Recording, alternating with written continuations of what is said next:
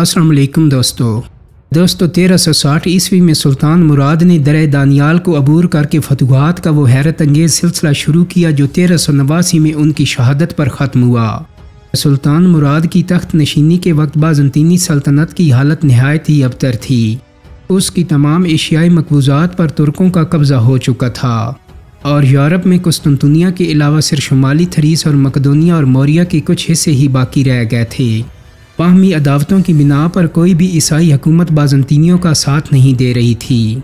ये सल्तनत बिलाशुबा एक मसीह सल्तनत थी और तुर्कों का हमला मजहबी नुक्ता नज़र से नहायत ही ख़तरनाक था।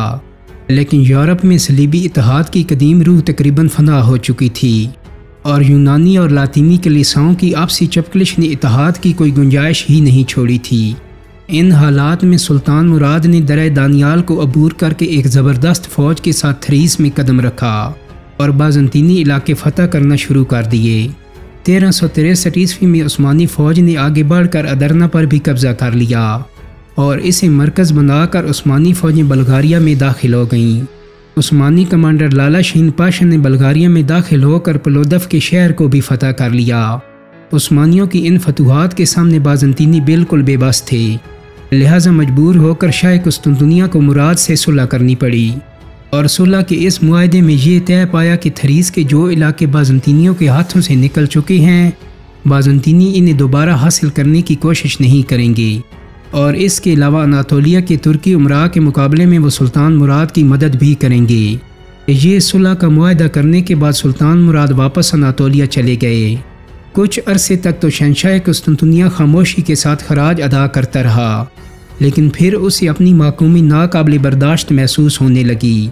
चुनांचे 1369 ईस्वी में शहंशाह कुस्तुनतुनिया ने रोम का सफ़र किया और पोप की खिदमत में हाजिर होकर यूरोप की तमाम मसीह हुकूमतों को उस्मानी तुर्कों के खिलाफ उभारने की पेशकश की। इसने पोप की हमायत हासिल करने के लिए तमाम मजहबी मामलात में यूनानी कलीसिया के मुकाबले में रोमी कलीसिया की बरतरी भी तस्लीम कर ली और वापसी में जब वो वीना से गुजर रहा था तो वहाँ के साहूकारों ने जिनसे रोम के सफ़र के लिए शहंशाह ने कर्ज लिया था उसे गिरफ्तार कर लिया। शहंशाह कुस्तुनतुनिया के पास उस वक्त इतना पैसा भी नहीं था कि वो उनका कर्ज अदा कर सकता। उसका बड़ा बेटा जिसे वो कुस्तुनतुनिया में अपना जानशीन बना कर गया था, वो हुकूमत की लज्जत से आशना होकर बाप की रिहाई का ख्वाहिशमंद ना था, इसलिए उसने कर्ज अदा करने की कोशिश ही नहीं की। लेकिन शहंशाह का छोटा बेटा मानुअल ये कर्ज अदा करके अपने बाप को आज़ाद करवा कर कुस्तुनतुनिया ले आया। कुस्तुनतुनिया पहुंचने के बाद शहंशाह ने अपने बड़े बेटे को तमाम हुकूमती मंसूबों से माजूल कर दिया और इसका सरबराह अपने छोटे बेटे मानुअल को मुकर्रर करके उसे अपने साथ तख्त व ताज का शरीक भी करार दे दिया।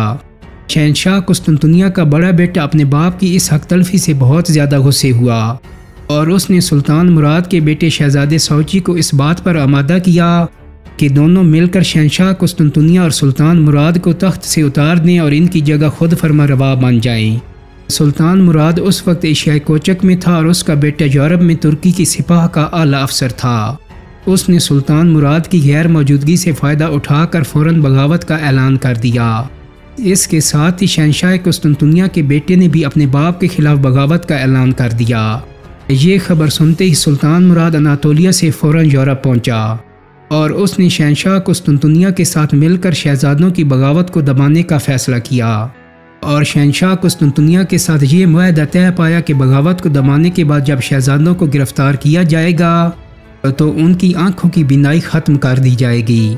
सुल्तान मुराद और बागी शहजादों की फ़ौजें जब आमने सामने हुई तो शहजादे सौची की फ़ौज ने सुल्तान मुराद की ज़बान से माफ़ी का ऐलान सुनकर बागी शहजादे का साथ छोड़ दिया। लिहाजा दोनों शहजादे सुल्तान मुराद ने गिरफ्तार कर लिए। सुल्तान मुराद ने पहले अपने बेटे की आंखों में गर्म शीशा डालकर उसे अंधा कर दिया और फिर उसे कत्ल करवा दिया। इसके अलावा वो बाज़ंतीनी उमरा जिन्होंने शहजादों का बगावत में साथ दिया था उन्हें भी कत्ल कर दिया गया और शहंशाह कुस्तुनतुनिया के बेटे को उसके पास भेज दिया गया। शहंशाह कुस्तुनतुनिया ने हस्बे वादा उसकी आंखों में शीशा डलवाया, लेकिन उसकी बिनाई फिर भी बाकी रही। यूरोप में सुल्तान मुराद का मुकाबला उस वक्त तक सिर्फ बाज़ंतीनी सल्तनत से था और दूसरी तमाम ईसाई हुकूमतें ये तमाशा खामोशी से देख रही थीं और किसी भी हुकूमत ने बाज़ंतीनी सल्तनत की मदद करने की कोशिश ही नहीं की। لیکن جب عثمانی فوجوں نے پلودیف کے قلعے کو فتح کیا تو معاملے کی صورتحال بالکل بدل گئی۔ یہ شہر اگرچہ بازنطینی سلطنت کے پاس تھا لیکن یہ بلغاریہ میں واقع تھا۔ اس کی فتح نے عثمانی فوجیوں کے لیے بلغاریہ کا راستہ بالکل کھول دیا تھا۔ ترکوں کے یورپ میں بڑھتے ہوئے قدم بالآخر رومی کلیسا کے زیر سایہ حکومتوں کے لیے بھی تردد کا باعث بنے۔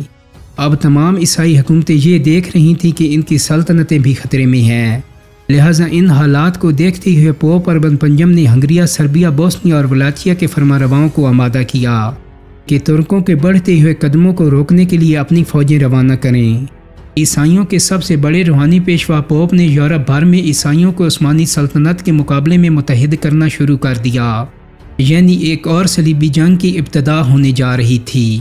اس سے پہلے بیت المقدس کے لیے مسلمانوں اور یورپ کے عیسائیوں میں طویل صلیبی جنگیں ہو چکی تھیں جن میں مسلمان فاتح رہے تھے۔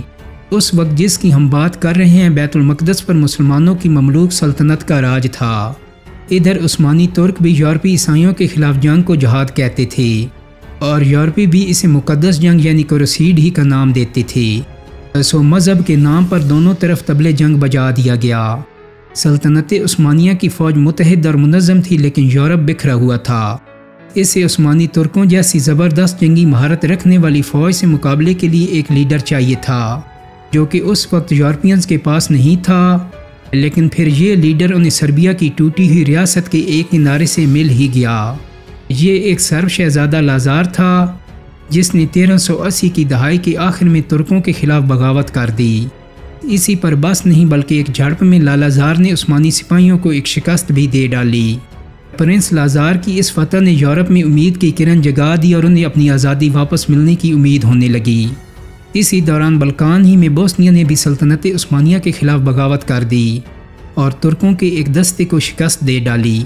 ان دونوں فتوحات سے یورپی عیسائیوں کا مورال بلند ہو گیا اور یورپ کو لگا کہ وہ سلطنت عثمانیہ کو کم از کم یورپ سے تو بآسانی باہر نکال سکتی ہیں۔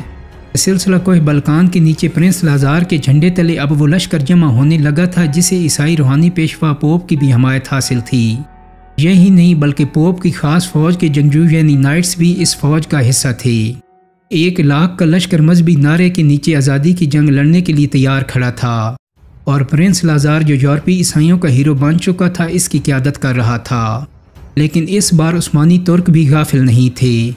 سربیوں اور بوسنیا سے 2 چھوٹی لڑائیوں میں شکست کے بعد سلطان مراد اناطولیہ میں اپنے بیٹے یعقوب کو چھوڑ کر خود یورپی ہیڈ کوارٹر واپس آ چکا تھا اور سلطان مراد کی ذاتی فوج یعنی چری آرمی کے 2000 جوان بھی اس کے ساتھ تھے۔ 1 اگست 1389 کو یورپ میں ٹھیک اس جگہ جہاں آج کیچک شہر ہے سلطان مراد اول 60,000 کا لشکر لیے 1 لاکھ صلیبیوں کے سامنے کھڑا تھا۔ اس جنگ کو جنگ کوسوو کہتے ہیں۔ یورپ میں عثمانیوں کے لیے یہ ایک فیصلہ کن جنگ تھی۔ سلطان مراد کے لشکر میں اس کا بیٹا باجزید بھی ایک حصے کی قیادت کر رہا تھا، جبکہ مرکز میں سلطان خود اپنی انتہائی تربیت یافتہ فوج کے گھیرے میں موجود تھا۔ جنگ شروع ہوئی تو عیسائیوں کا پلڑا آغاز میں بھاری رہا۔ انہوں نے عثمانیوں کے لشکر کے ایک حصے کو پیچھے کی طرف دھکیل دیا۔ عثمانیوں کے پاؤں لڑکھڑانے کے قریب تھے کہ سلطان مراد نے ایک بہت دلیرانہ فیصلہ کیا۔ اس نے اپنے بہترین سپاہیوں کو جو اس کے محافظ بھی تھے لڑنے کے لیے آگے بھیج دیا اور خود تنہا پیچھے رہ گیا۔ یہ ایک خطرناک ترین چال تھی، ایک بہت بڑا رسک تھا۔ سلطان مارا بھی جا سکتا تھا اور اس کے مارے جانے سے عثمانی یہ جنگ ہار بھی سکتے تھے، اور پھر ہوا بھی یہی۔ ایک عیسائی نائٹ کسی طرح سلطان تک جا پہنچا اور اس نے خنجر کے وار سے سلطان کو شہید کر دیا۔ دوستو قسمت کا ستم دیکھیے کہ ادھر سلطان مراد میدان جنگ میں جان سے گیا تو دوسری طرف صلیبیوں کا سالار پرنس لازار بھی لڑتے ہوئے میدان جنگ میں مارا گیا۔ اب ایک طرف لازار کا بیٹا اور دوسری طرف سلطان مراد کا بیٹا باجزید اپنے اپنے لشکر کی قیادت کرنے لگے۔ جنگ کی ہولناکی بڑھ چکی تھی اور لاشوں پر لاشیں گر رہی تھیں، لیکن ایسے میں ایک ناقابل یقین بات ہوئی۔ یورپی لشکر کے ایک اہم حصے نے پسپائی شروع کر دی۔